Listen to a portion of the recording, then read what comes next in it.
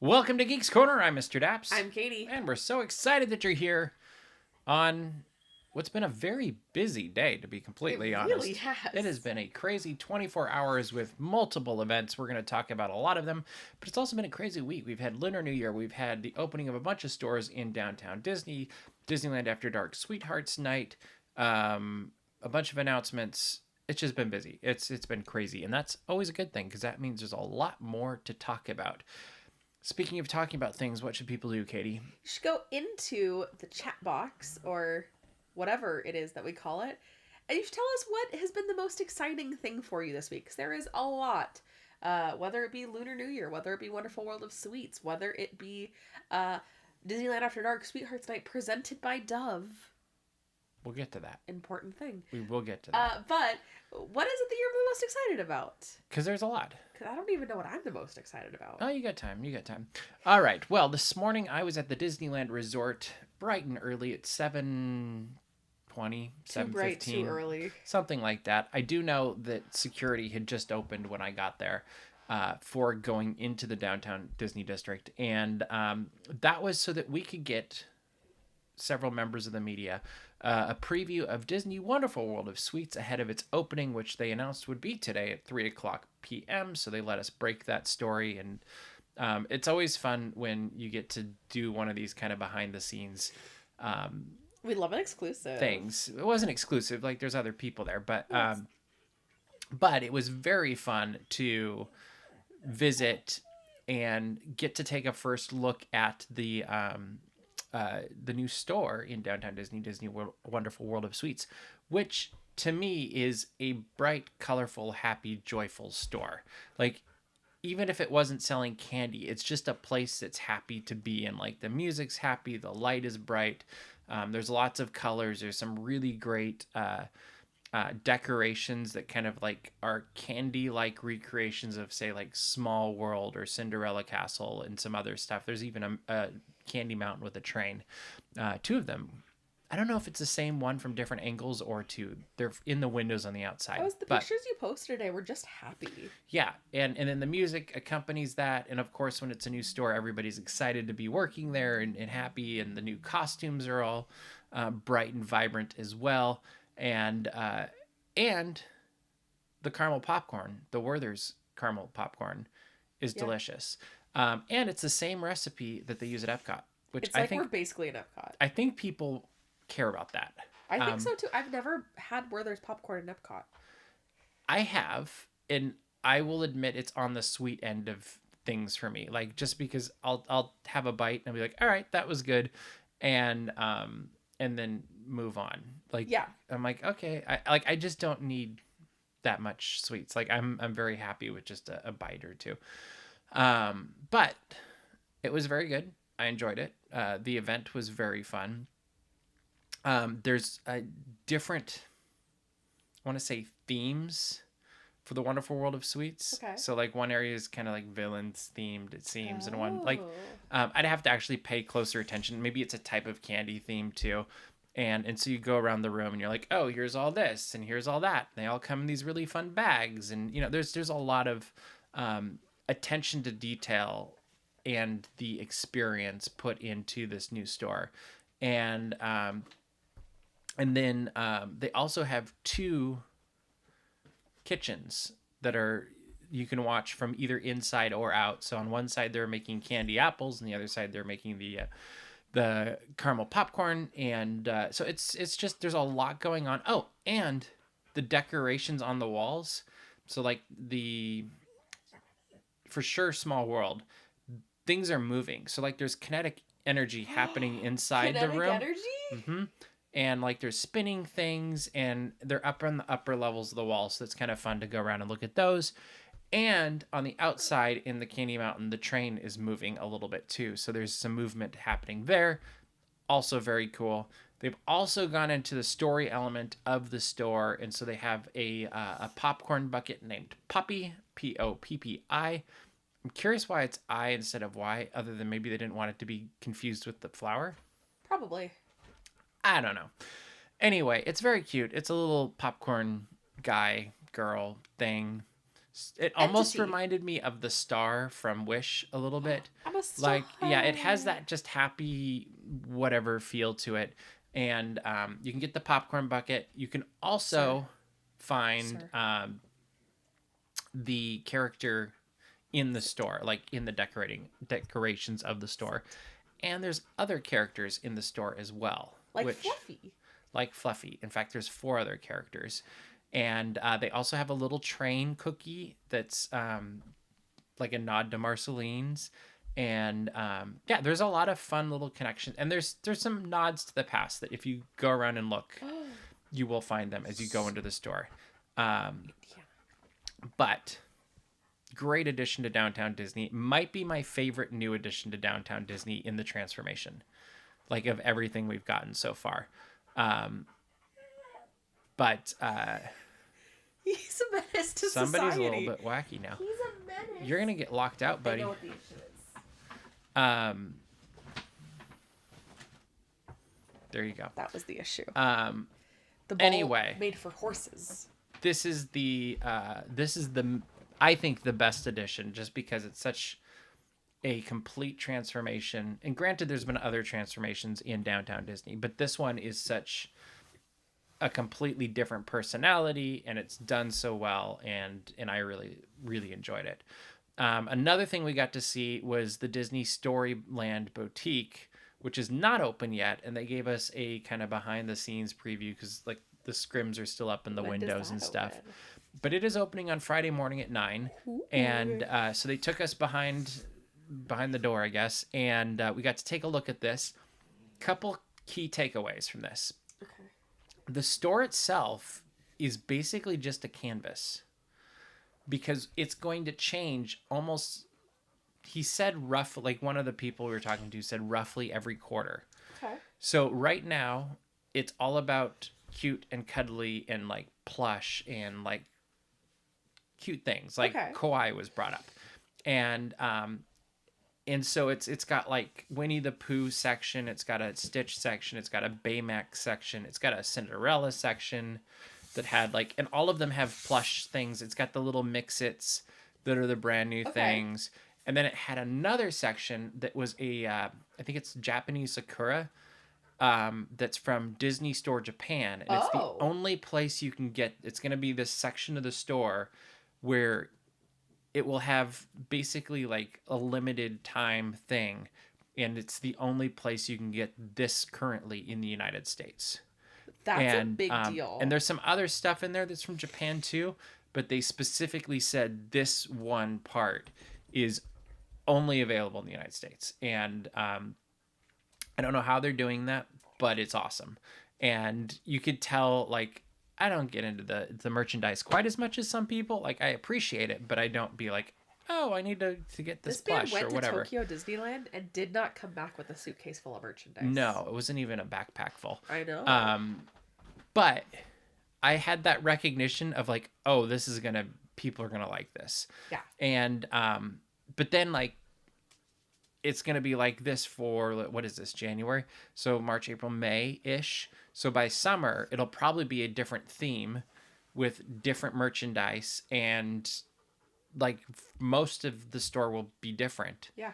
Because the what's on the walls will change. And they even said like decorations can change. So it'll be very fascinating to see how that plays out.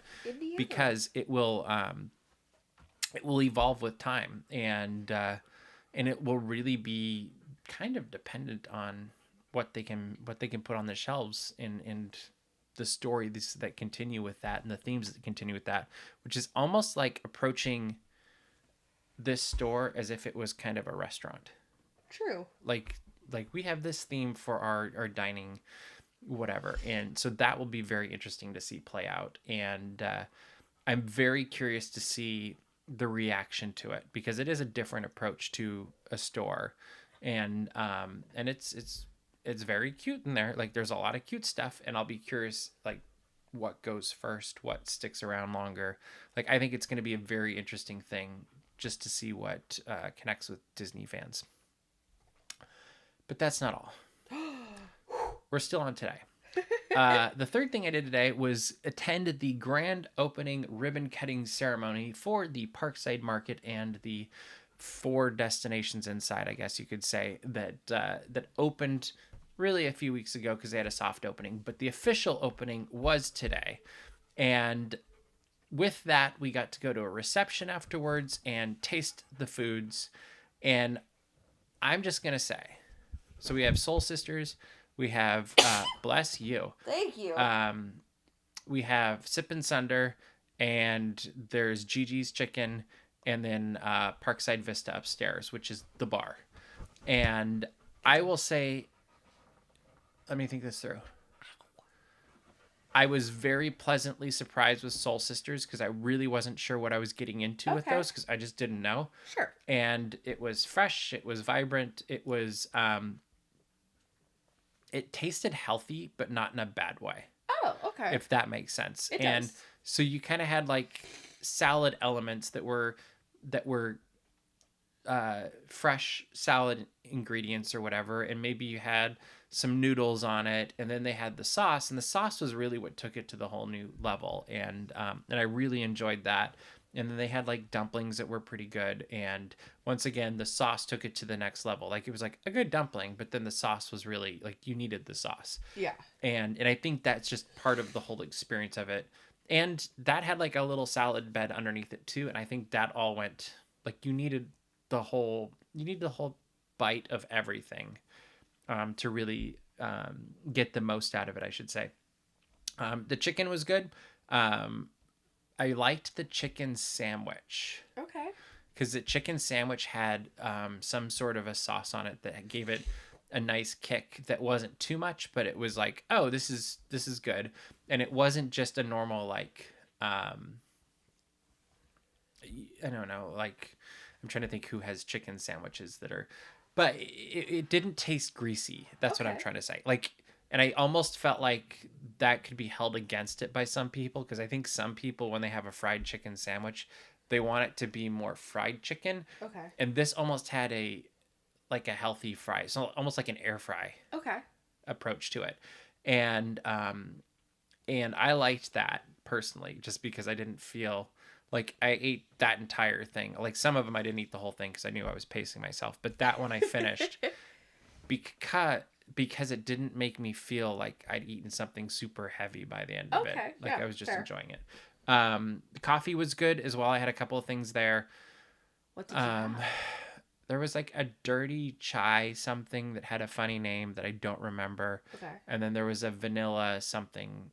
The charcoal one. Mm-hmm. And both of them were fine. I honestly would much prefer trying like an Americano there at some point, because that's really gonna tell me. But like they were good, they just weren't my thing. And then I also had a dessert that was like, I think it was like a pudding with chocolate crumble on top and a what are they called? Jelly worm? Yeah, like a dirt cup. Gummy worm. Yeah, it was like a dirt cup, but it was like a fancy dirt cup, and that was really good. Dirt cup. Yeah, I liked it. I liked everything, and then I had like a fancy lemonade drink thing that's fancy there, and I'm forgetting the name of it, but it's the one that has like the blood orange on the top of it in the pictures. Yeah, it looked good. Like, and the people I was talking to and wandering around, like people were all seeming to enjoy what was being offered. And well, that's everything there seems also very pretty. Like, not only is it enjoyable and it's super tasty and super yummy, but it also looks pretty. Yes, I would say that's very fair. But I'm very curious to see like what it ends up being like there, just because the other star of this location is the location. It's very nice to look out over, you know, the I don't know, the lawn and the stage area on one side, and then you've got the monorail and Star Wars trading post on the other side. Like there's just lots of good places to just kind of enjoy. Artisanal yes, dirt cup. That's what it is. It's an artisanal dirt cup in a paper cup. But deconstructed dirt cup. That would be funny. I'm like, how would that work? But it overall had a nice feel. It was enjoyable. Like the service was great. I thought everybody was very helpful. And I think the real test is for a place like this is what is it like in a month or two? Because I feel like the beginning, you either have like you're getting your system together, and that can go many different ways. Like it can be like this is the best you're ever going to be, or it can be we're getting our systems working smoothly or whatever. And so today is just a moment in time where it's like, this was good. What's it going to be like in a month or two? Yeah. What's it going to be like in 6 months or a year? And so that to me will make or break the whole thing. But my hunch is it'll be fairly popular. Like it's good. And I think part of the pricing for it is taking into account that for I'm going to call it 3 kitchen restaurants or 3 restaurants, there's really not that ton of seating. Oh, okay. So like you have seating, but I think they really are relying on like sip and sunder, people grabbing it and going on. Yeah. And but like downstairs, like maybe there's more chairs regularly, but like, you know, it's a couple hundred, and it's a couple hundred upstairs maybe. And so I could see that being a very quick fill thing, especially at popular times. So it'll be interesting to see how it goes and how it all plays out. All right, but we're not done, because last night, we're just backing up into the week. I should have done everything backwards now that I'm thinking of this, but that's fine. It's okay. Last night was the first Disneyland After Dark Sweethearts Night at the Disneyland Resort. It went from 9 o'clock p.m. until 1 o'clock p.m. All of these are already sold. A.m., yes. All of these are sold out already. I think there's 4 of them, 6 of them. 6. And you can get into the park with your ticket at 6 o'clock p.m., and then you've got the park to yourself at 8, and then the 9 o'clock is when the party actually begins. They've got photo ops, they've got characters, they've got a cavalcade, they've got a bunch of entertainment, and they've got a royal ball. How is that? And a ton of food and merchandise. Good sell. They've got all of that. It's a lot that's going on in the parks, and I think it's interesting with this one. Because don't you feel like a lot of people this year that normally would go to it were kind of like, oh, well, you know, I've seen it, I've been there, done that. And what would you say to that? I would say that this event was one of the most like VIP feeling events. It, because I also felt the same way about Sweethearts. I was like, oh, you know, it's not going to be the most exciting Disneyland After Dark. We've done this like every year since it's come out. But it'll be fine. And last night was so much fun. And there was some really great surprises, like Han Solo. Yeah. Like, that was really cool. I thought that Miss Lily's review in the Golden Horseshoe Saloon, that was a highlight. Absolutely hit it out of the park. But it being sold out, I expected it to be much more chaotic. And at no point in the night was I like, oh, this is just too much. In fact, I would almost say it went the other way. There was multiple times throughout the night where I was like, where is everybody? Uh-huh. Like Constance Hatchaway. I saw her twice. Didn't wait in line either time. First time I just kind of took pictures from the side and video from the side.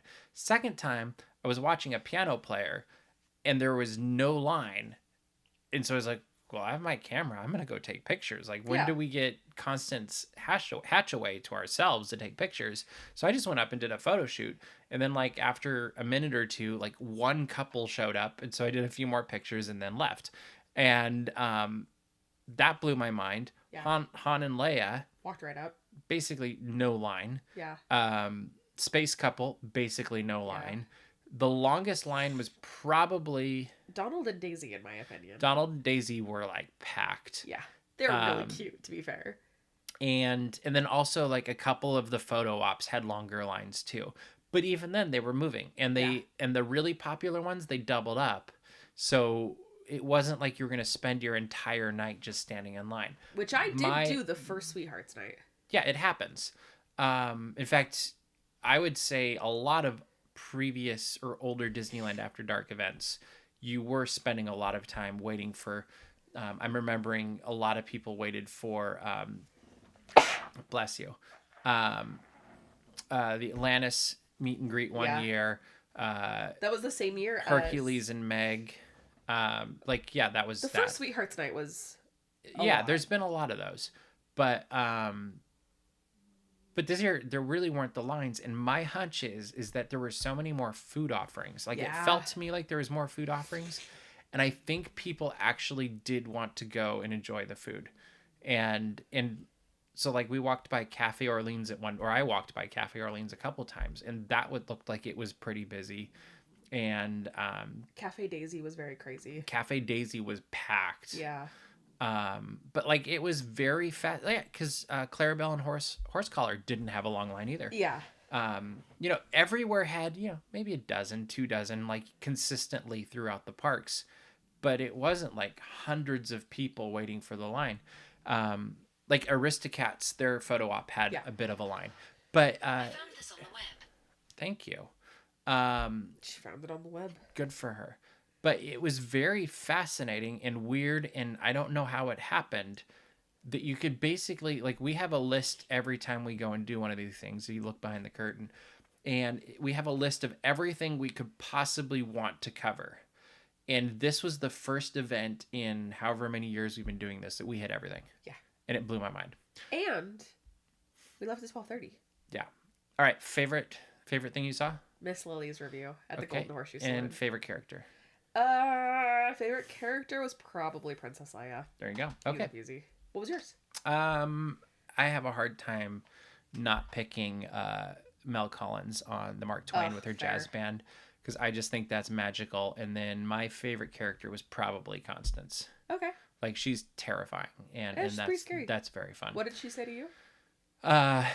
Let me know if you need help shaving your beard or something. Yeah.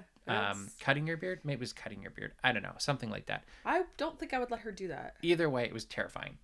Also this last week, as we continue to back up even further, because we are cruising through time way faster than you could ever imagine. And we will respond to all these comments at the end of the show. We're getting there. Lunar New Year. Yeah. Started on Friday. It goes through, I think, February 16th. And it is the Year of the Snake. We have Mulan's Lunar New Year processional back. Vocal Soul is back. There's a couple other entertainment acts that are back. A bunch of Disney characters in their special outfits. Seasonal outfits, thematic outfits, something like that. Thematic outfits? There's lots of decorations. There's merchandise. We were at the media event for this on Friday, and it was very fun because we got to look at some of the entertainment, the merchandise, the food, you name it. They're giving out, or they gave out, I should say, to the media, these fun little lug bags, which talk about how much you love this bag. Like, this has become my every single day bag. It fits my phone. It fits 2 chargers. Fits a Sip and Savor Pass. It fits a Sip and Savor Pass. Mm-hmm. It fits my wallet. It fits everything I could possibly need, and it's nice and compact, and it's super cute. Like, the amount of compliments I have gotten on this lug bag is absolutely bonkers. Mm-hmm. The embroidery on it is super nice. Like, they did a nice job. Like, it feels quality. Sometimes with embroidery, it can kind of just feel like slapped on like a patch. Mm-hmm. This is like properly embroidered. Yep. I really hope that these stick around until the next Year of the Rat, because I am Year of the Rat, and I would love to have one. Or the next version of whatever it is. I guess, but I want, like, I'm sorry, this has made me like a lug bag truther. I love them. There you go. Yeah, it's very cute. They have a lot of other good merchandise too. There's spirit jerseys. There's ears. There's shirts. There's probably something for you to get. Envelopes, which is the cutest thing. It is like a pack of 6 or 8 red envelopes, which Lunar New Year, it is tradition to give money in the red envelopes for good luck. And I thought that was the most fun little nod. And we actually know people that were buying them, so they could. Our friend Christina gets them every year. Do it. And they're very cute. We also went through and we were given Sip and Savor passes. Yeah. And so what we do with this is we, of course, had to rate the food we tried. Of course we did. So we tried 12 dishes in the course of 2 days. Yeah. I'm going to say 8 of them. Yep. 8 of them were on the first day. 4 were on the second. So we're going to show if this works correctly. Here's hoping. Here is Katie's Hopefully you can still hear us. Hopefully I did it right. There we go. There is Katie's list of what she thought was best. So Katie, talk about a couple of these standouts. Why the quesadilla egg roll is your top. That quesadilla egg roll is bonkers insane. It's so good. It's so juicy. It's like this amazing fusion of flavors in one egg roll. And then so we talked about this during whatever Festival of Holidays. That was the last one. Mm-hmm. The chocolate peanut butter thing, I was like, I took a bite and I was good. Every time there's a dessert, I'm usually like, I take a bite and it's fine for me. Which is funny because if you know me, especially between the two of us, I'm the dessert girl. Like, I do not go to bed without a little sweet treat. I usually take a bite, I'm like, whatever, done. The chocolate firecracker dessert is so mind-blowingly good. It's like a mousse with Pop Rocks on top. And that sounds weird, and it is, but and it's like the perfect size. It's just the perfect little sweet treat. I love it. Cool. Anything else that stood out to you? I'm trying to think off the top of my head. You don't have to. They're right there. Oh my gosh, they're right there. I did love the char siu pork shank because, and this is going to blow some people's minds, I can't stand pineapple. Pineapple's not my gig. And this had pineapple in it. And I was like, okay, well, it's pineapple, so I'm going to write it off. Whatever. It was so delicious. And, like, the sauce on it was good. The rice was good. The pork is on the bone. And it's so, like, tender and delicious. Mm-hmm. Blew my mind. I wish that I could eat a full-size version of it. There you go. All right, let's look at mine, which I may not have to talk much about because you basically just answered me. Yeah. I liked the pork shank as well. I thought it was very good, and I kept going back and forth on if the chocolate firecracker or the pork shank was my favorite. But pork shank is the one that I kept going back to wanting more of. Okay.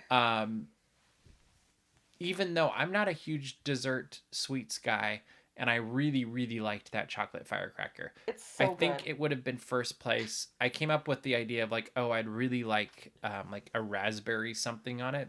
Even just a raspberry on top, maybe. And I think if there'd have been something like that, that would have been a nice contrast, and that would have bumped it into first place. The tropical coconut cooler was, I think, one of the surprise hits for me because I'm not a huge tropical person. I'm not a huge coconut person, and I tend to like hot drinks. And it was none of those. Like, it didn't fit with any of my things. I loved it. It was refreshing. It was fun. It went with everything well. It was festive. I thought it was a great drink. And it is non-alcoholic, and it's got cute little jellies. Yeah, and I was grabbing the jellies with my chopsticks. It was fun. It's true. Yeah, because it was easier that way. Because otherwise, if you tried just drinking it, the ice sometimes got mixed with them, and so I'd rather do it that way. Just popping around like the pho dip was good. Mine did not have the jalapenos it was supposed to have, and if I think it had the jalapeno, that probably would have bumped it up above at least the garlic noodles, so to fifth place. The fried lemongrass chicken probably should have been higher up on the list, but what we got was over fried, and so it just didn't. They were very crispy. It wasn't the best thing in the world. It could have been. The fire chicken wings, I know a ton of people are liking them, but to me, they were just chicken wings that they dumped in gochujang paste, and then put the sesame seaweed powder on top, or crunch, whatever it's called. And so it wasn't bad. It just, I felt like, it was like, well, I could do this at home in like 2 seconds. The chicken was great though. The chicken was actually, for the protein, it was probably almost as good as the pork shank. Yeah. But it was just kind of one of those things where I was like, this didn't hit, it didn't hit a home run for me. I don't know, whatever it is. But there was so much food. It was like, none of it was bad. Yeah. Like, that was the good thing about all of it. Yeah. There was nothing that I was like, nope. Yeah. That's always a win. So, definitely nothing to complain about there. I would go back and have most of those again. I would be totally happy with a lot of those. And by the way, it's Geeks Corner Plus, so Welcome to Geeks Corner Plus, Sup, which means we're going to baby? go back and look at the comments. And if you have any other comments or questions you'd like to ask, feel free to hit them into the comments there too. And we will check them. Okay, so we're going to go back to Itzy's first because this one's fun. The rumor going around that Natalie Portman could be returning to Star Wars. Specifically as Padme Amidala. Yes. Not just... Well, I don't know what else she would do, to be honest. Well, but you don't know if she's, like, returning as unnamed Stormtrooper number 7. And it could potentially be in the second season of Ahsoka. And because this is a rumor, we can talk about it because we're not spoiling anything. But I do love the ideas of potentially seeing Padme and Anakin, like, in some flashbacks or something, or maybe she goes into the Force realm again. No. Like, I think there's a lot you could do with that, and it could be very interesting from a storytelling perspective. And I just thought about how I feel like they've already shown that they can do this effectively.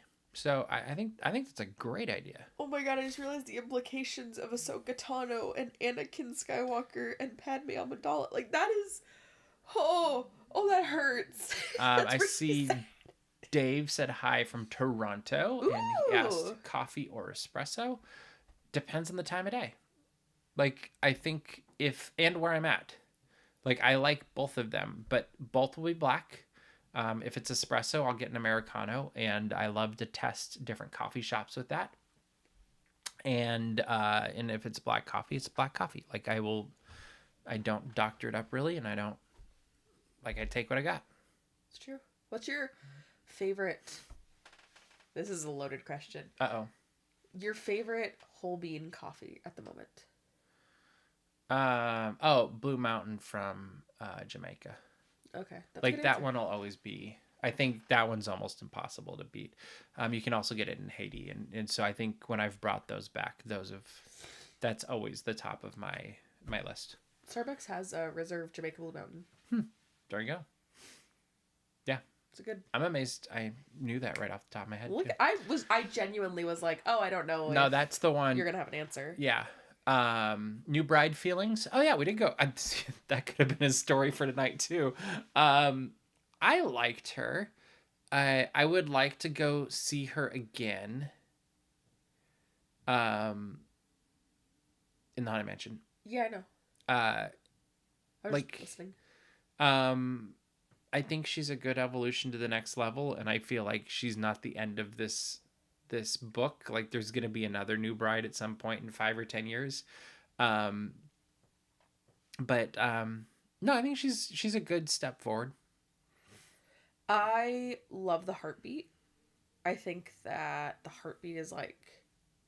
I think bringing that back is so good. You know what my problem is? What? I'm way more interested in the piano playing ghost. Of course you are. Like, I just think that part's the best part of the attraction. And so, I'm like, oh yeah, there's the bride too. Like, she's fine. I thought the placement was like a little bit strange because it's pretty different. Not pretty. It's just further back. It's the same side, but just back up against the window. I love the one-eyed cat coming back. I actually like that better. Yeah, like I think that's cool. I don't think it's coming back. I think it's from for real. art, Yeah, it was like it's the first time it's been realized in person. But I also have, gosh, if you really wanted to someday for Geeks Corner, like plus, I get in some really controversial opinions I have about the attic. That I've only said to Mr. Daps because I've been afraid of what people would say. Maybe it'll be a Patreon pre-show sometime. Maybe. That could be fun. But yeah, I feel like even Bailey wouldn't like what those opinions are. But that's what makes them good. Yeah, we'll do that on... I think we should do that on Patreon.